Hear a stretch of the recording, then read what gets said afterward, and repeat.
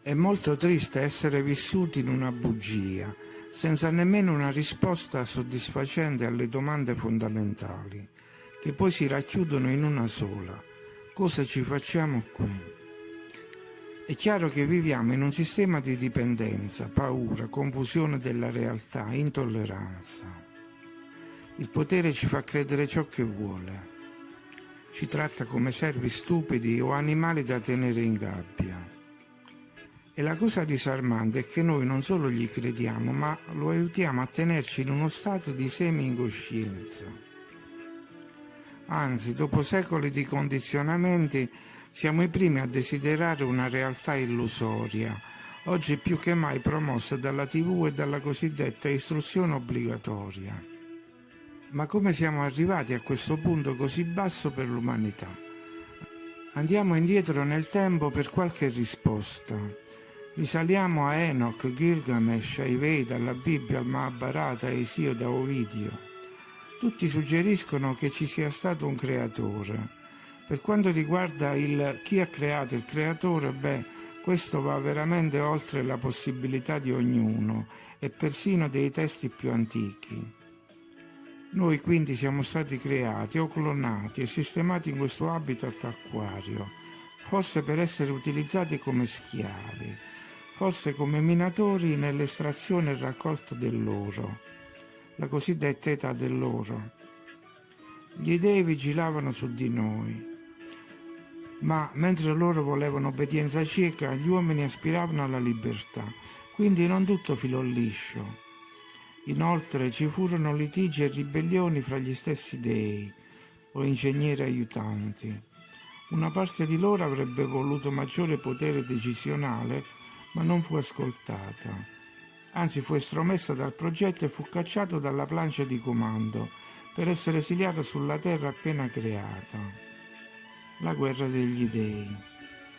I ribelli caduti in disgrazia si divisero in due fazioni, una che si adeguò alla nuova realtà, integrandosi con gli umani, e l'altra che coltivò sentimenti di vendetta contro il creatore e odio verso gli uomini. I problemi nella creazione si moltiplicarono: diluvi, sprofondamenti di continenti, migrazioni da altri terrari, invasione di ibridi. Insomma, quando bastava perché il creatore se ne lavasse le mani, e forse non eravamo nemmeno la sua specie preferita. Quindi si disinteressò del problema. Una parte dei giganti ribelli esiliati si adoperò per aiutare gli umani nella lotta contro i mostri infestanti e nella costruzione di città e mura di difesa, e una parte, comandata da colui che conosciamo col nome di Satana, il serpente, che si dichiarò contraria alla perpetuazione e proliferazione della razza degli uomini, oltre un certo numero di schiave.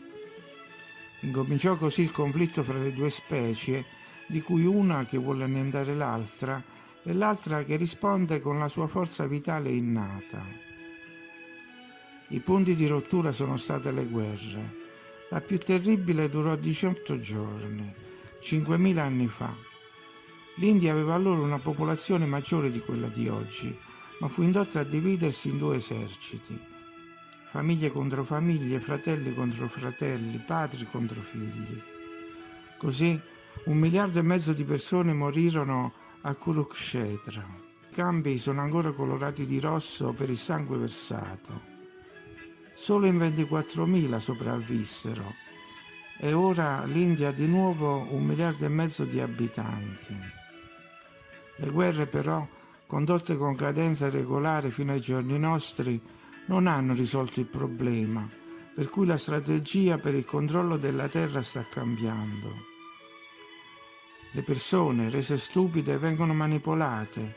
Nelle scuole e nelle università sono stati creati caporali per gestire il controllo e riprodurre gli schemi di una vita irreale. Funzionari, dirigenti, pseudo-esperti, pseudo-scienziati, attori, giornalisti, capi di Stato eseguono il mandato di bloccare la consapevolezza del resto della popolazione. Solo così possono fare carriera. La carriera è il bastone e la carota insieme. Forse c'è stato un tempo in cui le cose sono andate diversamente, un tempo in cui la gente non era depressa, si sentiva utile, costruiva begli edifici e godeva dell'energia curativa delle cattedrali, delle opere d'arte maestose, e le chiese erano un argine al male. Ma gli uomini sono deboli e, nonostante i promemoria, si sono venduti, hanno smesso di vigilare. Quell'epoca è stata cancellata e ora è in atto lo sradicamento dalla natura e dalla realtà. Essere sradicati significa non avere nozioni pratiche di artigianato, di agricoltura, di edilizia, in modo da non capire come si realizzi una qualsiasi struttura. E se non si sa adoperare le mani per far funzionare le piccole cose, non si può valutare il lavoro del passato e capire le distorsioni della storia.